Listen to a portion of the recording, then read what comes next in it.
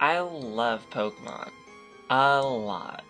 Especially the 5th generation. But I'm going to be completely honest here. The existence of Pokemon Black 2 and Pokemon White 2 are pretty confusing. There has never been a sequel to a mainline Pokemon game beforehand, and there haven't been any since. This game is a complete enigma when it comes to the series. The games that Black 2 and White 2 were meant to follow up on are also considered to be the black sheep of the Pokemon series, with it being one of the worst selling and most controversial entries. To throw onto the risk, the game was released on the Nintendo DS, even though the Nintendo 3DS had already launched at this point. With the introduction of Black 2 and White 2, GameFreak continued to lock in on what made Black and White so great, despite the criticism they faced. And they created what I consider to be the greatest Pokemon game ever. The thing is, these games managed to sell only about half the copies of its predecessor. Nobody played Black 2 and White 2 when compared to literally every other entry of the series. The thing is, these days, Black 2 and White 2 are considered to be the apex of the Pokemon series, before things started to decline following the transition to 3D. I don't believe there's a definitive Pokemon game out there.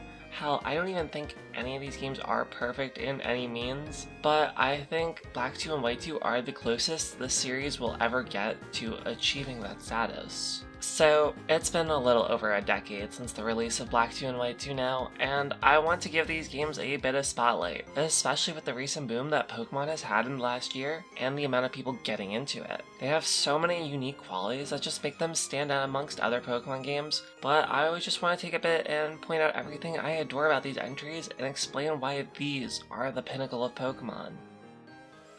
Welcome to my video on Pokemon Black 2 and Pokemon White 2.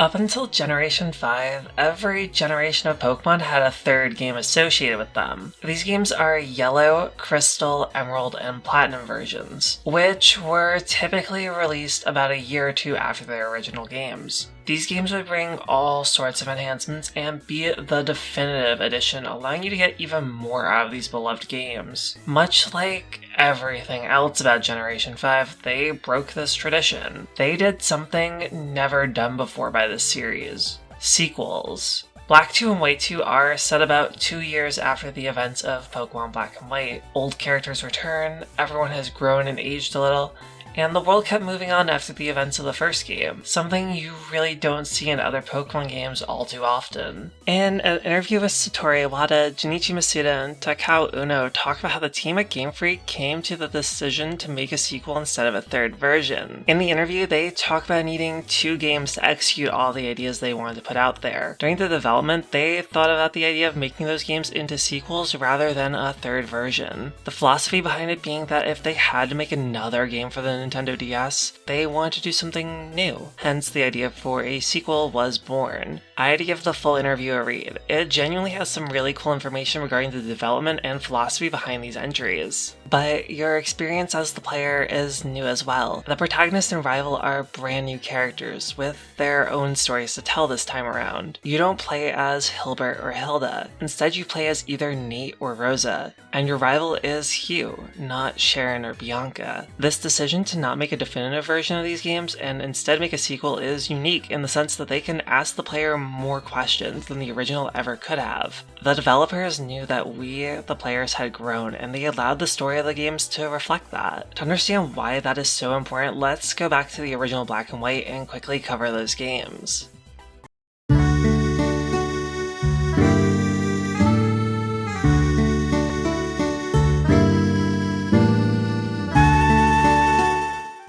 The original Black and White take place in the Unova region, which is based off this little city you may know as New York City. You play as either Hilda or Hilbert and set off on a journey to become the champion with your childhood friends, much like every other game in this series. Honestly, it's a pretty innocuous start. You don't suspect these games will differ from what you already know. You think this will be your usual run-of-the-mill Pokémon adventure. But then you're introduced to N and Team Plasma, as well as their ideals, and it flips the entire structure of Pokémon on its head, at least from a storytelling standpoint. The antagonists of Black and White are Team Plasma, and they are fighting for one view of society, and that's it. Their idea is that people and Pokemon are separated from each other, and they are led by N, the king of Team Plasma. He is completely set and sincere in his belief that catching and battling Pokemon is inhumane and abusive. This is easily the most story-heavy and thought-provoking Pokemon had ever been at this point. Yet, it fails, at least from a gameplay standpoint, because you battle constantly. There is literally no change here, and frankly, it's disappointing in some ways. Don't get me wrong, Generation 5 is amazing, and I consider it to be the best generation, but battling Pokemon to end Pokemon battling is a little silly. While I do think it's cool that they did something more experimental and created a compelling story, it's better that they bit off more than they could chew than not do anything at all, because it leads us here. But ultimately, Team Plasma and N are foiled by the protagonist, and the game concludes in a fight between you and N using the two legendary dragons, Zekrom and Reshiram. The game manages to subvert the Pokemon formula by having you go through the Elite Four just to find out Team Plasma has taken over and already won, which is so cool. It's one of those twists in video games that just sticks with you for years. I still remember how I felt when I first played through the game and felt so accomplished being the Elite Four just to see N standing there, beating the champion, and then watching that cutscene of Zekrom appearing. Absolutely mind-blowing. These games are so core to my memory, and the fact that the game managed to subvert my expectations in such a way was so impactful. But after you beat N, you fight Ghetsis, who was revealed to be manipulating N from the very start. Then N disappears, and the credits roll. Then it's over. Just like that. While these games are ultimately flawed, there is just something so great about them despite it all. They were revolutionary in the sense that they managed to push the Pokemon series forward, but were held back by the lack of gameplay innovation that clashed with the introduction of a deeper, more thought-provoking story. This was a long and convoluted way of me saying that Pokemon Black and White are way too true to their names. They are far too black and white in the way they present their message, with no room for the gray to breathe. But I wonder, what if we saw that gray morality? Black 2 and White 2 are a much needed change to reevaluate and redevelop the messages presented in the original, and they do.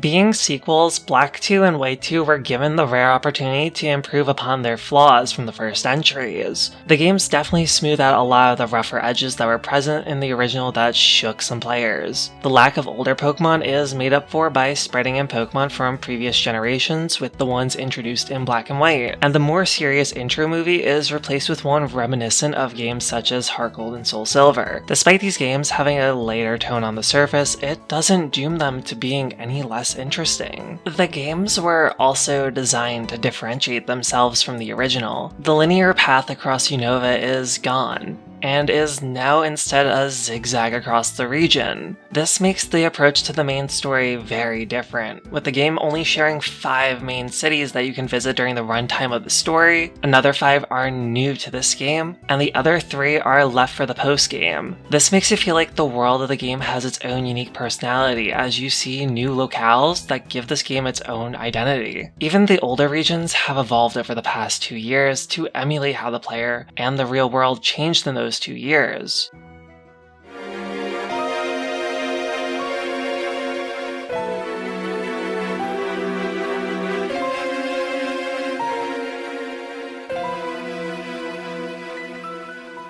In Pokemon Black and White, we saw the diversity of the Unova region. In Black 2 and White 2, we saw the growth of the Unova region. Nimbasa City has grown in size and expanded their amusement park. Miss Charlton City now has an expanded airport. Undella Town now has this ginormous underwater tunnel that connects it to Humalao City, a new tourist attraction that was introduced for these games. And Castelia City allows you to access the sewers. But the most jarring change of all is Driftvale City. What was once a blue-collar, working-class town has evolved into a more bustling city, with the Pokemon World Tournament right at its center, and the hotels and other buildings are scattered around. This is due to the Emerald Mine run by Clay, town's gym leader and mayor, becoming successful and leading the city to new economic prosperity, at least an idealized version of it where the wealth is split among the people and not hoarded at the top. Overall, Unova has grown a lot in the 2 years between the first game and its sequels. It's become one of the greatest places to live in the Pokemon world. Much of the NPC dialogue in the game explains how this growth happens. The collaboration between humans and Pokemon,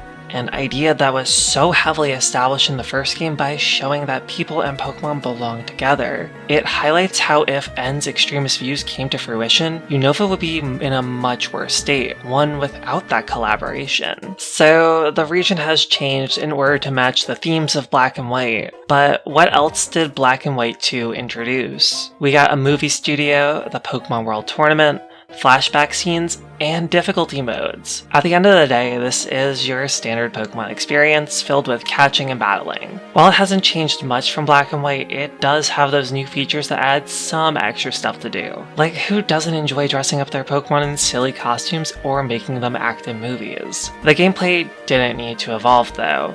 At least not when this game was current. People don't play these games for an engaging and deep battle system. Well, most people at least, but instead they play them for the silly little creatures. Ultimately, Black 2 and White 2 show so much growth in the areas that they wanted to develop on, such as the story and the visuals, which were both so centric to the 5th generation, while they failed to make any meaningful change in other areas such as the game's combat system, which, while sad, wasn't really a needed change at the time.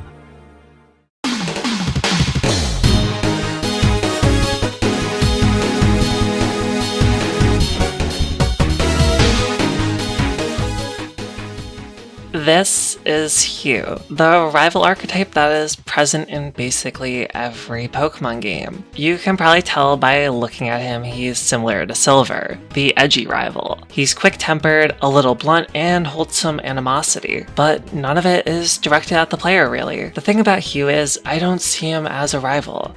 He's more of a friend this time around. You're both going after different goals and collaborate together more than you fight. His goal is similar in the sense that you both want to get stronger, and his motivations are unknown for a bit, but we are slowly clued in through his reaction to Neo Team Plasma. Eventually, he opens up to the player, and you learn that his sister's Purloin was stolen by Team Plasma when they were kids, and he couldn't do anything. So his goal is to get stronger to put an end to Team Plasma. Hugh is a very complex character, and you watch him grow throughout your journey from someone who sees things in a very black and white perspective to seeing that there is more to this world. This is most present in Driftvale City when you encounter a group of reformed Team Plasma members who want nothing to do with the current Team Plasma and their terrorism. They attempt to atone for their actions by finding homes for Pokemon that have been taken. Hugh refuses to accept that these people may have changed in any way. It shows how Team Plasma has affected the Unova region in so many ways, something we really didn't get to see firsthand in the original Black and White.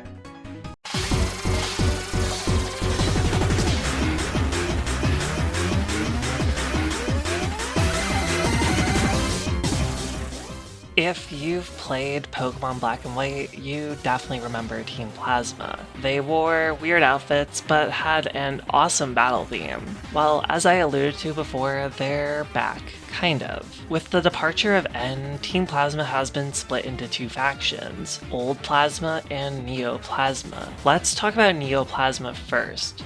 They're the people who stayed with Team Plasma following the events of the takeover of Unova. They never truly believed in the concept of Pokemon liberation or Pokeballs being a source of oppression. They're straight up terrorists who steal Pokemon. Their goal is to take over the Unova region by using Kyurem to freeze over the entire region. Getsus is back too, the true mastermind of Team Plasma. Now that he no longer needs to hide behind the facade of old Team Plasma, you could see the true nature of the organization. The fact that his goal is to freeze over Unova before any opposition can arise is just outright evil, but his cruelty reaches its peak when he orders Kyurem to kill the protagonist. A literal child. Getsus ordered the death of a literal child. I think that alone should show you how Neo Team Plasma is. This is what makes Neo Team Plasma different from its predecessor. While the original Team Plasma at least had an ideology that they followed mostly, however flawed it was, Neo Team Plasma is nothing but raw ambition for destruction. They aren't trying to change the world. Instead, they just want to control it. Old Plasma, on the other hand, are the people who left the organization following the departure of their king, N.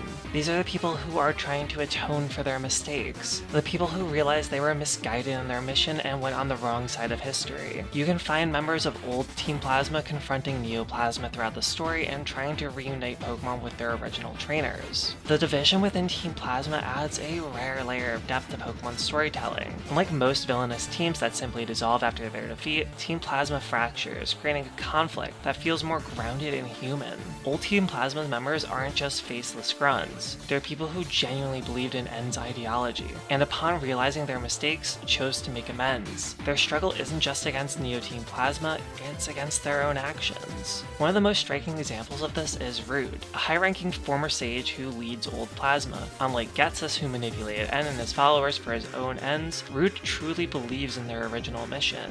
But after seeing how their ideals were twisted and abused, he now dedicates himself to undoing the harm they cause. He and the other defectors set up a refuge in Driftvale City, where they care for Pokemon that were stolen. It's a small but significant act of redemption. Old Team Plasma represents the idea that people are flawed and can make mistakes, but they can course correct and change themselves.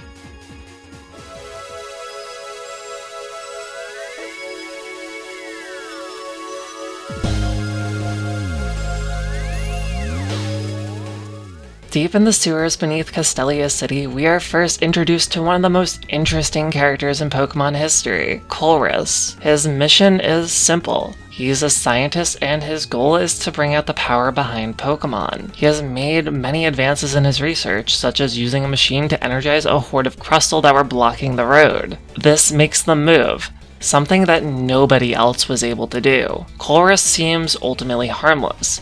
He wants to believe that the trust between a trainer and Pokemon are all that's needed to bring out a Pokemon's power. Colress fills a similar role to N in the original Black and White. As this enigmatic character you can't fully get a read on right away. They're two sides of the same coin, believing in the opposite of each other. But much like N, Colress is a part of Team Plasma, something we do not learn until very later on. After the failure of Team Plasma at N's castle, their new goal becomes to take Unova over by force, and Colress was hired to help with this, and given the power and resources to create a Pokemon super weapon. With that said, we need to do a quick lore dump. The two strongest Pokemon to reside in the Unova region are the legendary dragons, Zekrom and Reshiram. They were once a singular being known as the original dragon, but were separated due to conflicts that arose between humans. However, when the dragons separated, a third dragon was created, a husk of the original dragon, Kyurem. This is what Colress wanted to use as the catalyst for his Pokemon super weapon, and atop Team Plasma's flying fortress, he shows no remorse for this goal. He doesn't care if the world is destroyed as a result, he just wants to see his goal come to fruition. As a villain, Colress represents something new, the status quo taken to an extreme level. He isn't brainwashed like N or evil in the way Getsus is. Instead, he knows how the world works, yet he chose to do this. He is chaotic but neutral all the same, and does all this just to fuel his goal. This detachment is what makes him such an unsettling villain. When you face him on the Plasma Frigate, he doesn't gloat or monologue about taking over the world. Instead, he calmly presents his philosophy, treating the battle like an experiment. He even acknowledges the player's strength with genuine admiration, but that admiration doesn't change his course of action. Colress is the embodiment of scientific curiosity taken to a dangerous extreme. He is willing to work with anything and anyone, even monsters like Getsus, as long as it furthers his understanding of Pokemon power. And yet, what makes Colress even more interesting is that unlike Getsus, he isn't irredeemable. After Team Plasma's defeat, Colress disappears, only to reappear in Pokemon Sun and Moon as an independent researcher, no longer bound by an evil organization. He even helps the player, showing that he isn't inherently bad. He was just willing to go to any length in the pursuit of knowledge. In the end, Colress isn't a hero or a villain. He's a force of nature, someone who exists outside traditional morality, making him one of Pokemon's most unique and thought-provoking antagonists.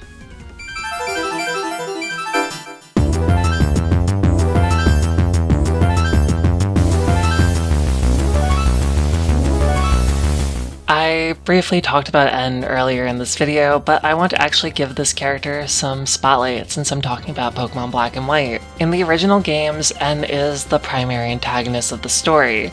He is the king of Team Plasma and your main opposition in terms of the player's ideology. Basically, N is the foil to the protagonist. He believes separation between people and Pokemon is a completely necessary evil. Eventually, he goes on to defeat the Elite Four and champion of Unova, and you take him on in a battle between the two legendary dragons of Unova. But it's been 2 years since his defeat at the Pokemon League, and he left for a bit, so we're left wondering throughout the game, has he changed at all? The answer is yes, and has learned to accept different ideas other than his own. He spent time traveling around searching for the protagonists of the original games, as well as realizing that the bond between humans and Pokemon is not an inherently harmful thing, but instead it's something built upon mutual trust. When he returns in Black 2 and White 2, he's no longer the misguided idealist who believed in complete separation. Instead, he becomes an ally, guiding the player and even assisting in the fight against Team Plasma's new leadership, which has taken a more extreme and militant approach under Getsus. What makes N so fascinating is that his character arc isn't just about changing his mind, it's about learning to listen and accept other perspectives. In Black and White, he was raised in isolation by Getsus, only ever hearing one perspective, that Pokemon suffer in human care. But after his defeat, he steps into the world for himself, experiencing firsthand the bonds between trainers and their Pokemon. His return in Black 2 and White 2 isn't just about redemption, it's about showing how someone can grow when they're exposed to new ideas and perspectives. One of the most powerful moments in Black 2 and White 2 is when N comes to the player's aid, proving that he no longer stands in opposition to the idea of human-Pokemon partnerships. He even entrusts you with the legendary dragon,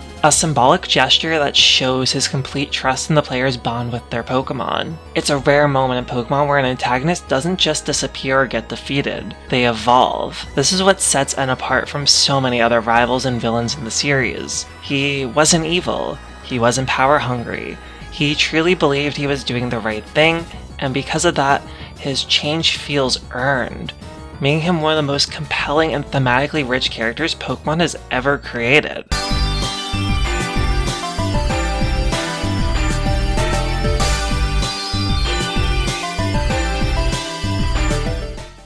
It's been nearly 13 years now since the release of Pokemon Black and White 2, and it feels like we've come so far since then. The series is now open world in 3D, we have over 1,000 creatures to catch in battle, and we're getting entries that expand upon the lore that we learned in their original games. Despite the growth of the series though, people are starting to feel fatigue and feel like that Pokemon has lost the magic that it once had during the Nintendo DS generation. But I think Pokemon Black and White were the start of this growth that the series has had. Each generation brought something new along with it ever since the release of these games. Do I think that all of those games are good? Absolutely not, but I can see the strides that they attempted to make. We've lost the plot, quite literally, with the mainline Pokemon games having half-assed attempts at stories, especially in recent years, Even when they do have them, they don't have that much of a deeper meaning to them like the 5th generation. The vision behind the 5th generation of Pokemon was one of diversity and growth, one where change was good. Someday, the world will change for the better. It won't be instant, but it'll happen eventually, and there will be hardships, but eventually that day will come. That is the vision behind Black and White and its sequels. This sentiment was never echoed again following these games. These games haven't said anything since this message, and honestly, seeing them lose that is really sad to see. That's the vision GameFreak forgot about. In the end, the 5th generation of Pokemon is something special to me, something that we haven't seen in years now. It's the apex of the series, and probably will remain that way for the foreseeable future with the state of things currently. While these games ultimately don't shake the Pokemon formula, and while it doesn't have the best execution of all of its ideas, they try earnestly to do something new with what was a stagnating series at the time. Pokemon Black 2 and White 2 not only managed to take advantage of being a chronological sequel to Black and White, but also polish and refine the problems and ideas that were present in those games. I genuinely wish more people got to experience these games because they are genuinely the greatest entries in the series, and the fact that this was considered to be one of the lowest points of the series is genuinely a shocking pill to swallow. In the end, the moral of Pokemon Black 2 and Pokemon White 2 is that growth is necessary for everyone, and that people are capable of changing. With the original games being so strict in their black and white moralities, introducing that shade of gray genuinely fixes the biggest issues that plague the stories of the original entries.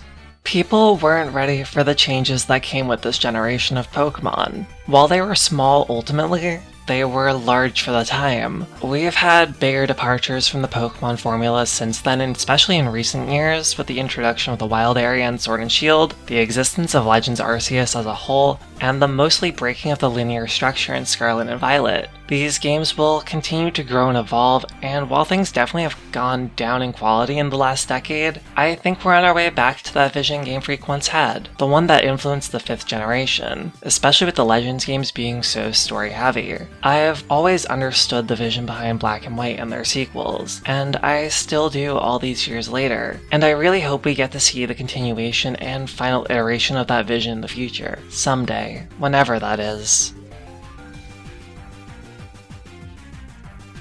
If you've managed to stick around this far in the video, I just want to say thank you for all the support I've received recently. This video has been in the works for quite a while now, and while I frankly wanted to get it out earlier, I'm happy with the way it turned out, and I hope you are too. If you found yourself liking this video, be sure to subscribe for future uploads in a similar vein to this one, and hopefully I'll see you in the next one. Thank you for watching. Bye!